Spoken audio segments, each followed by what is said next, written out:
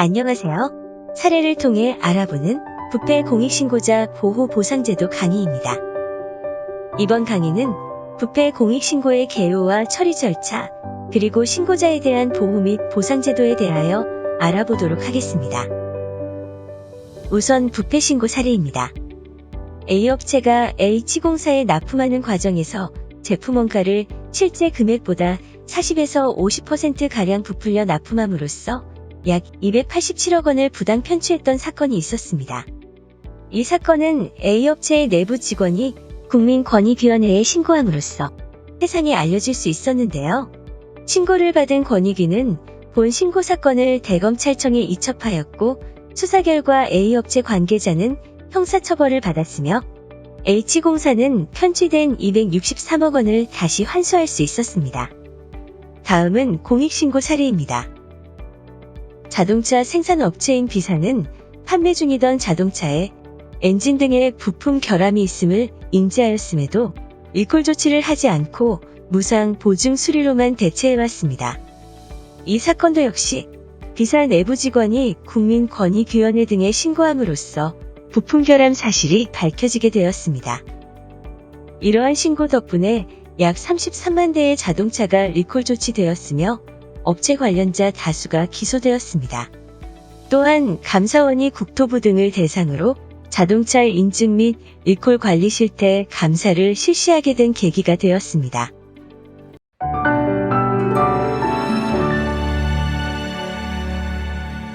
이와 같은 사례에서 알 수 있듯이 부패 공익신고의 중요성은 매우 크다 할 수 있겠는데요.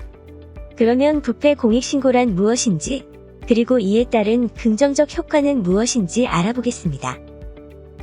그럼 부패 신고란 무엇일까요? 부패방지권익위법 제2조 제4호에 따른 부패행위란 첫째, 공직자가 직무와 관련하여 지위나 권한을 남용하거나 법령을 위반하여 자기 또는 제3자의 이익을 도모하는 행위. 둘째, 공공기관의 예산집행, 재산관리, 계약과정 등에서 법령을 위반하여 공공기관의 재산상 손해를 가하는 행위를 말합니다. 아울러 이와 같은 행위나 그 은폐를 강요, 유인하는 행위 또한 부패행위에 해당하며 이러한 부패행위를 국민권익위원회나 피신고자의 소속기관, 지도감독기관에 신고하는 것을 부패신고라 합니다. 공익신고란 국민의 건강과 안전, 환경, 소비자의 이익, 공정한 경쟁, 그 밖에 이에 준하는 공익을 침해하는 공익침해행위가 발생했거나 발생할 우려가 있다는 사실을 공익신고기관에 신고, 진정, 제보, 고소, 고발하거나 수사의 단서를 제공하는 것을 말합니다. 여기서 공익침해행위란 앞서 열거한 국민의 건강과 안전 등 공익을 침해하는 행위로서 공익신고자 보호법에서 열거하고 있는 471개 공익신고 대상 법률의 벌칙 또는 행정처분의 대상이 되는 행위를 말합니다. 각 분야별 공익침해 행위는 무자격 의료행위, 부실시공, 오염물질 배출 등 화면의 내용을 참고해 주시기 바랍니다. 다음은 신고성 민원에 대해 살펴보겠습니다. 여기서 신고성 민원이란 각종 민원 창구로 접수된 민원 중 부패 공익침해 행위를 신고한 민원을 말하는데 부패나 공익신고의 전용 창구가 아닌 곳을 통해 들어온 경우라도 신고자가 자신의 인적사항을 밝히고 피신고자를 특정하여 부패나 공익침해 행위의 내용과 그 증거를 신고기관에 제출한 신고는 부패신고나 공익신고에 해당되어 부패방지권익위법이나 공익신고자 보호법의 적용을 받을 수 있습니다. 그러면 부패 공익신고는 왜 필요한 것일까요? 사회구조가 점점 복잡화되어감에 따라 부패행위나 공익침해행위도 더욱 전문화, 지능화되어 가고 있어 한정된 행정력만으로는 이를 모두 적발하기에 한계가 있습니다.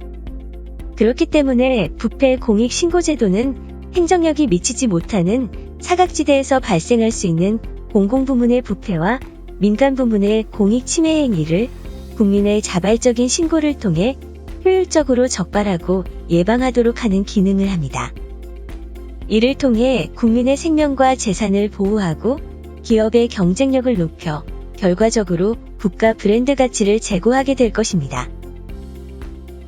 사회의 근간을 무너뜨리는 심각한 범죄 행위인 부패, 공익침해 행위의 적발과 예방을 위해서는 조직 내부자의 신고가 매우 중요합니다. 내부자의 신고는 은밀하게 진행되는 부패, 공익침해 행위 적발을 용이하게 하고 특히 거대 부패의 발견에 매우 중요한 역할을 담당함을 잊지 말아야 할 것입니다.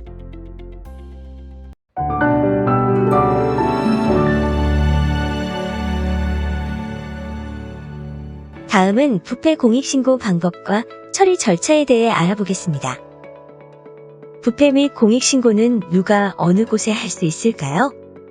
부패 공익신고는 누구나 가능하며 국민권익위원회 또는 수사기관 등을 포함하여 법령에서 정하고 있는 신고기관에서 신고할 수 있습니다. 특히 공직자는 직무를 수행하면서 부패행위나 공익침해행위를 알게 된 경우 부패방지권익위법 제56조 공익신고자보호법 제7조에 따라 국민권익위원회 또는 수사기관 등에 신고해야 할 의무가 있습니다. 이번에는 부패신고와 공익신고 방법에 대해 알아보겠습니다. 부패신고나 공익신고를 하려는 사람은 신고자 본인의 인적사항을 기재하고 신고 대상과 신고 내용을 기재한 기명의 문서로 신고해야 하며 이때 부패행위 또는 공익침해행위의 증거를 함께 첨부해야 합니다. 신고자가 누구인지 알 수 없는 익명신고의 경우 관련 법령에 의거한 적법한 신고 방법이 아니므로 보호와 보상이 제한될 수 있습니다. 부패 공익신고는 비실명 대리신고 제도를 통해서도 진행할 수 있는데 비실명 대리신고란 신고자가 자신의 인적사항을 밝히지 않고 변호사의 이름으로 국민권익위원회에 신고하는 제도로서 신고자의 동의 없이는 신고자의 인적사항 등이 들어있는 봉인된 자료를 열람할 수 없도록 하여 신고자가 보다 안심하고 신고를 할 수 있도록 하고 있습니다. 기존에는 공익신고만 가능하였는데 2022년 7월 5일부터 부패신고에 대해서도 변호사를 통해 비실명 대리신고를 할 수 있게 되었습니다. 이렇게 신고자 보호를 철저히 해줄 수 있는 좋은 제도라고 해도 변호사 선임 비용 때문에 이용이 쉽지 않다면 안 되겠죠. 국민권익위원회는 변호사 선임 비용을 고민하는 내부 신고자를 위해 2022년 5월 현재 98명의 변호사를 위촉해 비실명 대리신고 자문변호사단을 운영하고 있으며 내부 신고자를 위한 상담과 대리신고에 힘쓰고 있습니다. 공익신고자 보호법에 따른 내부 신고자는 다음과 같습니다.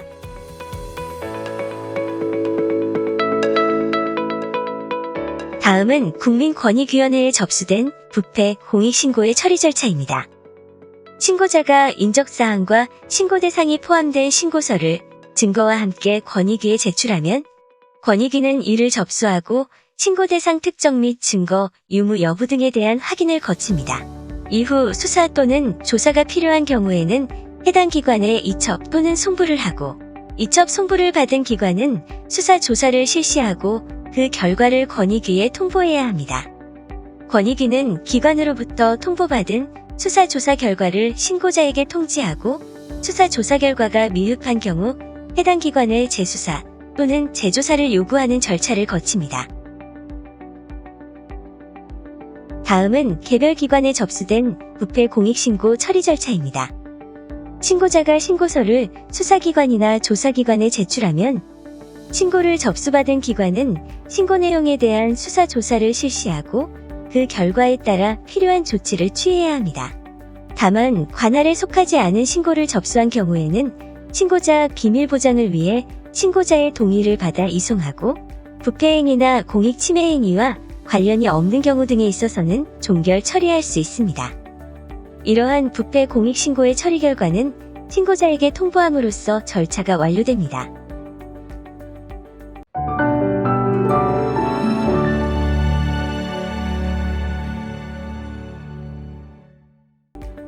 그러면 신고 처리 시 유의해야 할 중요사항은 무엇일까요?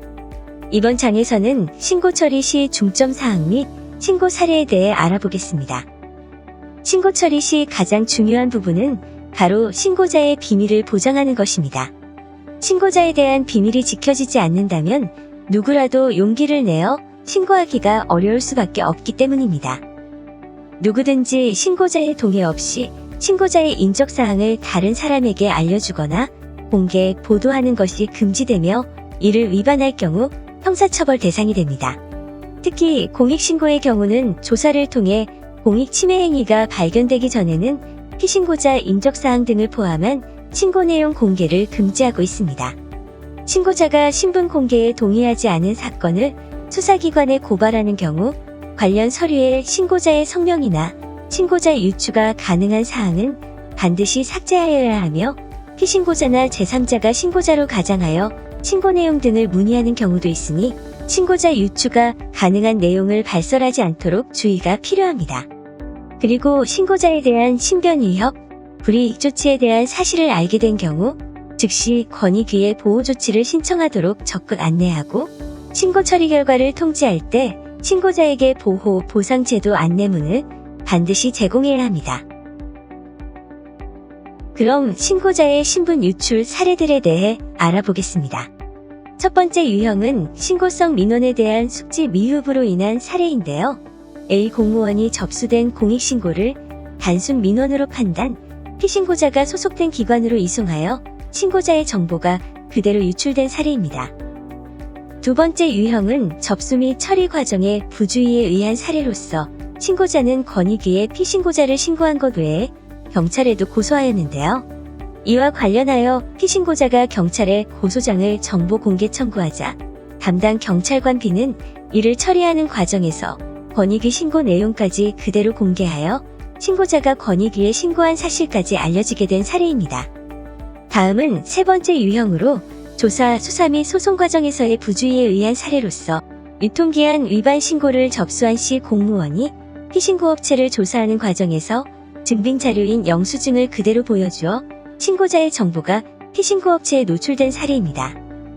다음은 네 번째 유형으로 보도자료 등을 통해 언론에 신고자의 정보가 노출된 사례로 신고자 A가 소속 병원의 의료법 위반 행위를 신고했는데 경찰은 해당 사건의 수사 결과에 관한 보도자료를 내면서 신고자의 구체적인 직급을 언급하여 신고자의 신분을 유추할 수 있게 한 사례입니다. 다음은 신고자의 신분 유출 사례에 이어 부패신고 및 공익신고의 사례에 대해 살펴보겠습니다. 우선 부패신고 중 공직자의 사익도모 행위에 관한 내용으로서 첫 번째 사례는 경찰 공무원 A가 소속 경찰서 타 부서 직원인 B에게 사건 무마 청탁을 하는 대가로 모범 선행 경찰관 선발 시 B를 추천하고 허위의 공적조서를 작성한 의혹을 신고한 사례입니다. 다음은 보조금 부정수급에 관한 신고로서 사립유치원 원장 B가 실제 근무하지 않은 배우자를 직원으로 허위 등록하여 인건비를 지급하고 배우자를 사학연금에 가입시킨 후 회사 처리하여 퇴직 일시금과 퇴직수당 등 사학연금을 편취한 것을 신고한 사례입니다. 또 다른 부패신고 사례로는 공공기관을 재산상 손해를 입힌 사례로서 이 공공기관의 법무담당자가 이 공공기관이 재판에서 승소하여 소송 비용을 회수할 수 있음에도 아무런 조치를 취하지 않아 이 기관에 재산상 손해를 입힌 사례이며 또 다른 사례는 공무원 F가 출장 후 조기 복귀하였음에도 공무 상황을 변경하지 않고 출장 여비를 과다 수령한 사례입니다. 이번에는 공익신고 사례입니다. 건강 분야로는 요양원에서 향정신성의약품 접수대장을 실제와 다르게 기재하여 사용한다는 것을 신고한 사례가 있고 안전 분야로는 배수로 공사를 실시하면서 일부 구간에 대해 미설치하는 등 부실 시공을 하였다고 신고된 사례가 있습니다.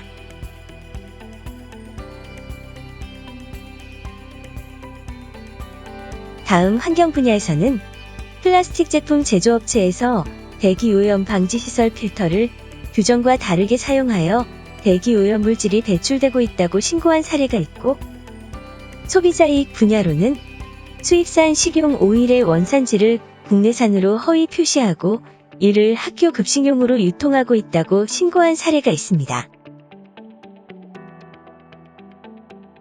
다음은 공정경쟁 분야로서 국내 기계업체들이 구매 입찰 때마다 메신저 등을 사용, 낙찰 물량 및 가격 등을 모의하여 담합했음을 신고한 사례이고, 마지막으로 이에 준하는 공익 분야로 공공기관 임원이 관리하는 용역업체 인사 담당자에게 공공기관 임원의 친척이 채용되도록 부탁하였고, 용역업체 인사 담당자는 내부 규정과 절차를 무시하고 공공기관 임원의 친척을 채용한 사실을 신고한 사례입니다.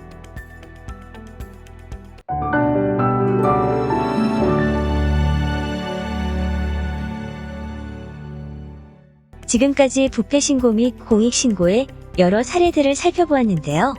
다음은 이번 강의의 가장 핵심 내용인 신고자 보호제도에 대해 알아보겠습니다.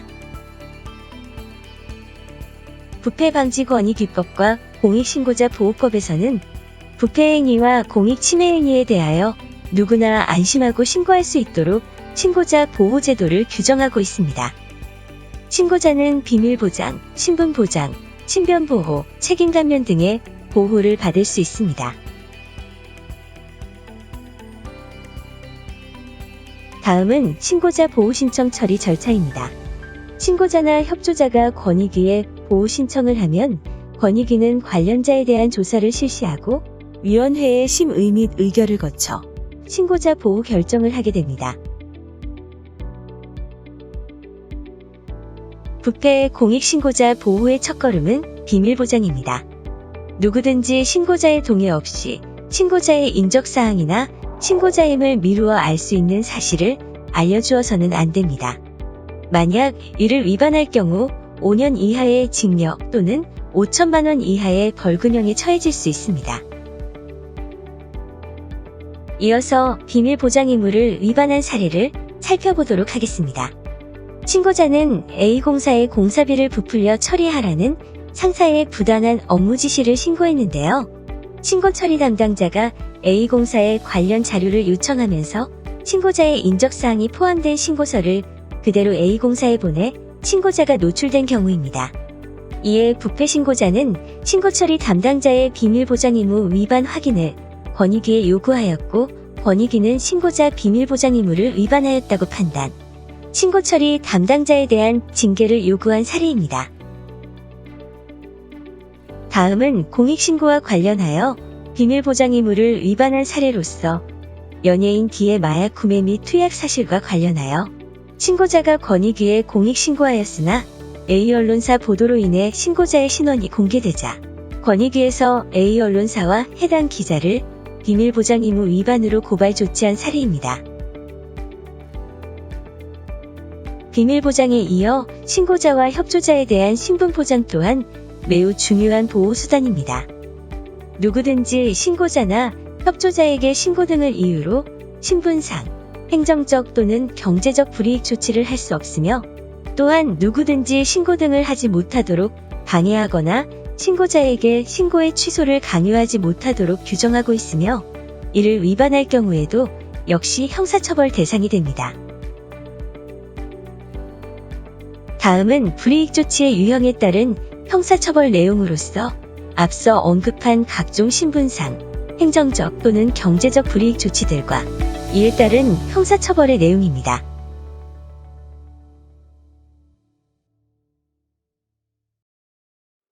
부패 신고자가 불이익 조치를 받아 권익위에 신분보장 등 조치 신청을 하면 권익위는 불이익 조치를 한 자에게 30일 이내의 기간을 정하여 원상회복 등을 요구하는 결정을 하여 신고자를 보호합니다. 신분보장 등 조치 결정을 이행하지 않으면 형사처벌 대상이 될 수 있고, 또한 결정을 이행할 때까지 매년 2회, 일회당 최대 3천만 원 이하의 이행강제금이 부과됩니다.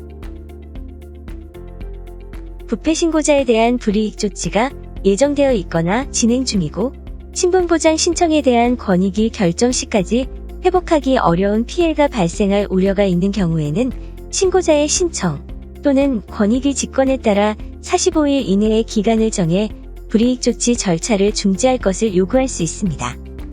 이때 불이익 조치 절차에 일시 정지 명령을 불이행하면 역시 형사처벌 대상이 됩니다. 다음은 공익신고자에 대한 신분보장 절차입니다. 공익신고자나 협조자는 불이익 조치를 받을 우려가 명백한 경우 불이익 조치 금지 신청을 할 수 있고 권익위는 불이익 조치 금지 권고를 하게 됩니다. 불이익 조치를 이미 받은 경우 보호 조치 신청을 할 수 있고 권익위는 불이익 조치를 한 자에게 30일 이내의 기간을 정하여 원상회복 등을 요구하는 보호 조치 결정을 합니다. 확정된 보호 조치 결정 불이행 시 형사처벌 및 이행강제금 부과 대상이 됩니다. 다음은 부패 신고자에 대한 신분보장 사례에 대해 알아보겠습니다. 신고자는 모 공사 사장이 채용시험에서 면접 점수 조작을 지시했다는 의혹을 신고했고, 이후 신고자는 해당 공사로부터 해임 처분을 받게 되어 권익위에 해임 처분을 취소해달라는 신분보장 조치를 요구하게 됩니다. 이에 권익위는 해당 공사 사장에게 신고자의 원상회복을 요구하고 불이익 조치자에게 과태료를 부과한 사례입니다. 이번에는 공익신고자에 대한 신분보장 사례인데요.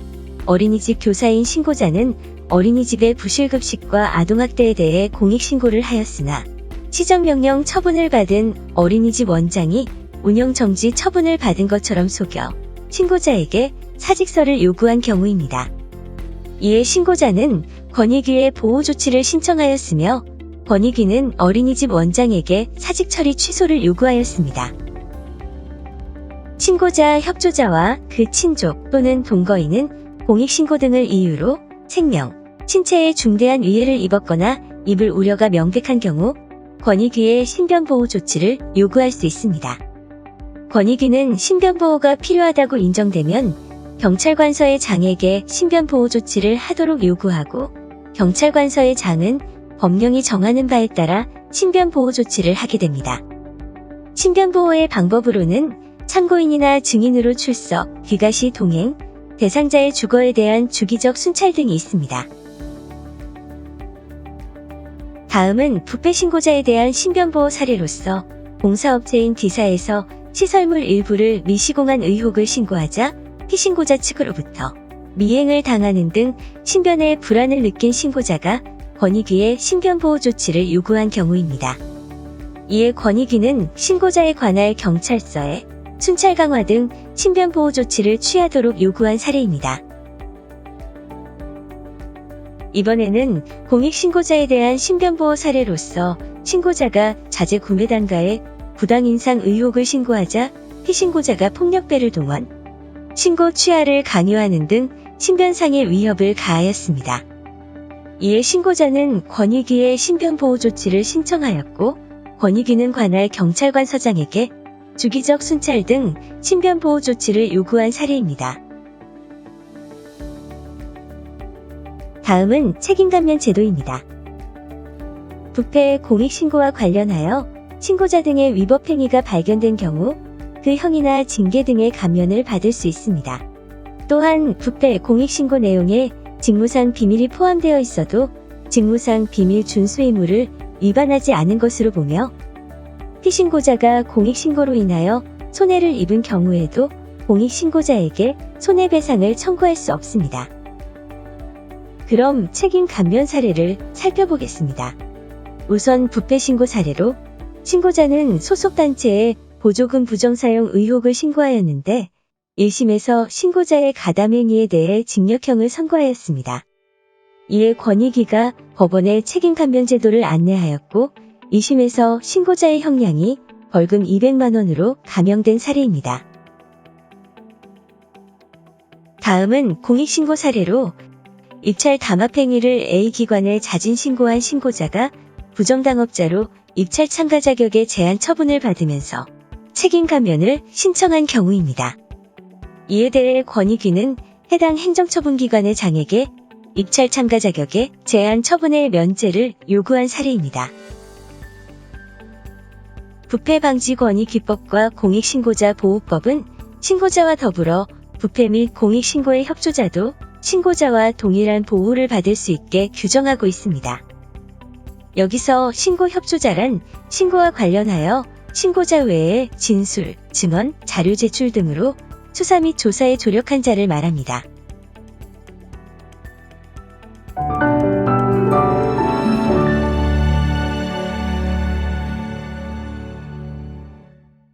다음은 신고자에 대한 보상제도에 대해 알아보도록 하겠습니다. 신고 보상제도는 공익을 증진시키고 국가 수익 증대에 기여한 신고자에게 금전적 인센티브를 주는 제도로서 보상금, 포상금, 구조금 세 가지가 있습니다. 먼저 보상금의 지급 규정을 살펴보면 신고를 통해 국가 및 지자체 등의 직접적 수익의 회복이나 증대를 가져온 경우 지급하게 되는데, 신고자는 수익 회복액의 일정 비율을 보상금으로 지급받을 수 있습니다. 여기서 보상금은 부패 신고의 경우 국민권익 규원을 신고자, 공익 신고의 경우 모든 공익 신고기관을 신고한 내부 공익 신고자가 지급 대상에 해당됩니다. 보상금 지급 사유는 몰수, 추징금, 벌금, 과태료 부과 등이 있으며 부패 신고 및 공익 신고의 구체적 보상금 지급 사유는 다음과 같습니다.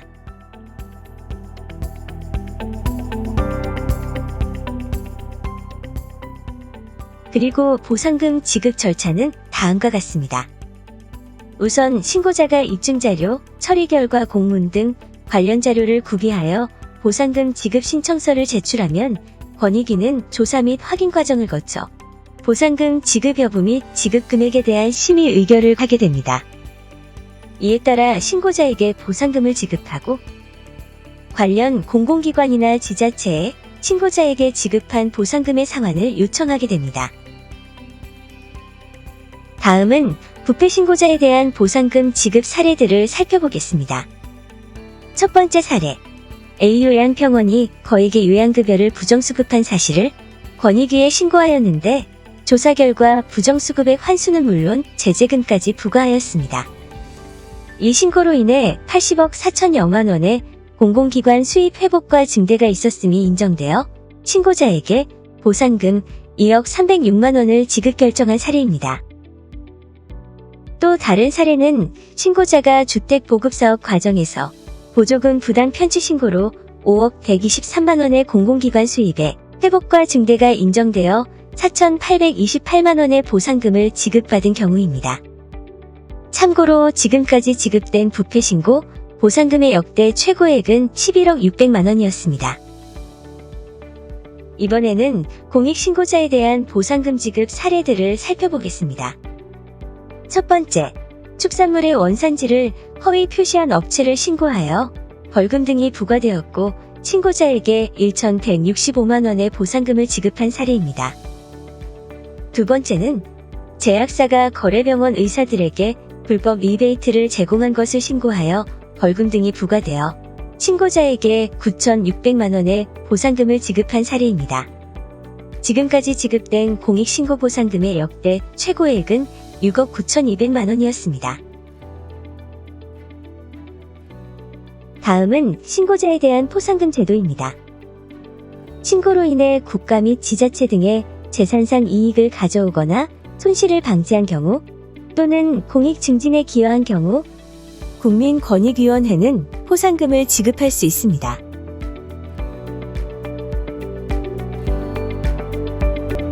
포상금은 피신고자에 대한 형의 선고 등이 있거나 신고로 제도 개선이 이루어지는 등 공익 증진에 기여가 있다고 인정되는 경우 지급하고 있습니다.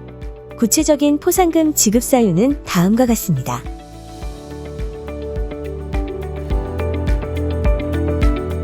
포상금의 지급 절차는 다음과 같습니다.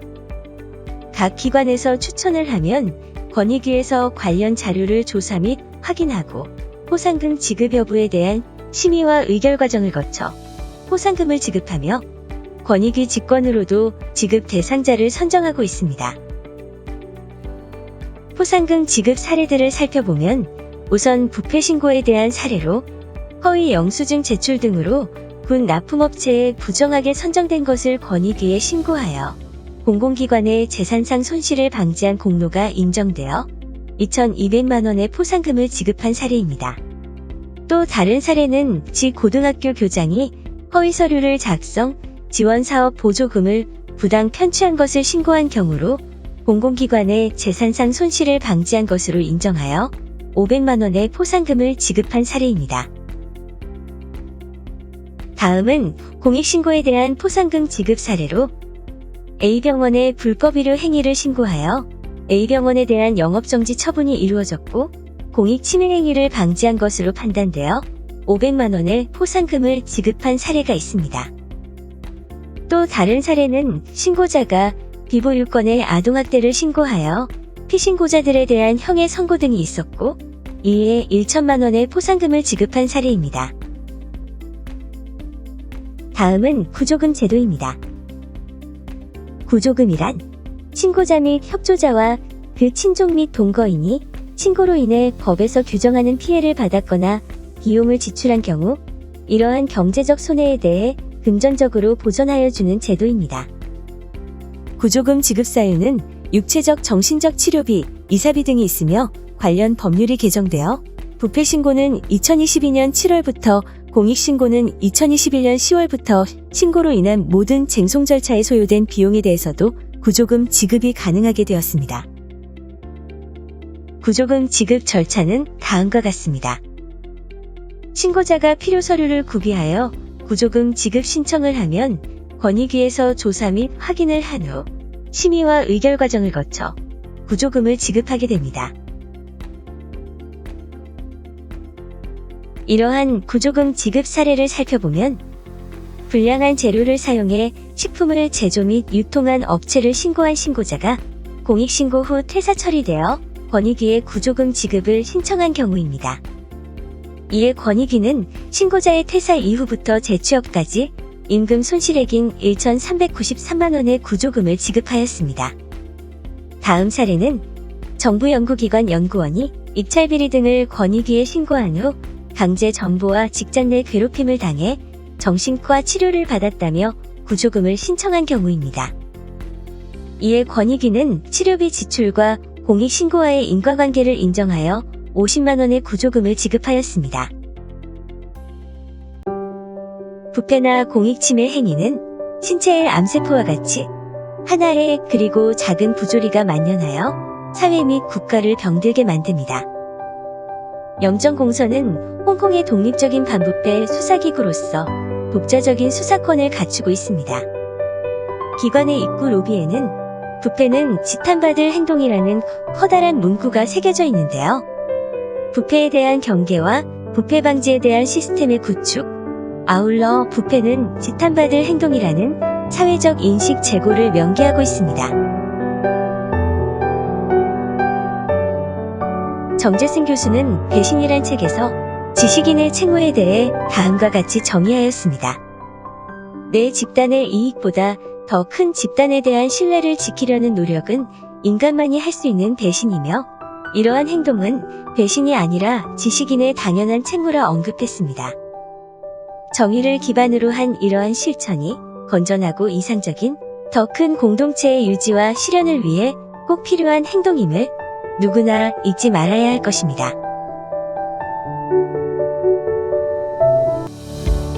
지금까지 부패 공익신고자에 관한 보호 및 보상제도와 여러 사례들에 대해 알아보았는데요. 제도에 대한 명확한 인지와 규정의 준수, 신고에 대한 사회적 인식의 올바른 제고가 반드시 필요하다 할 수 있습니다.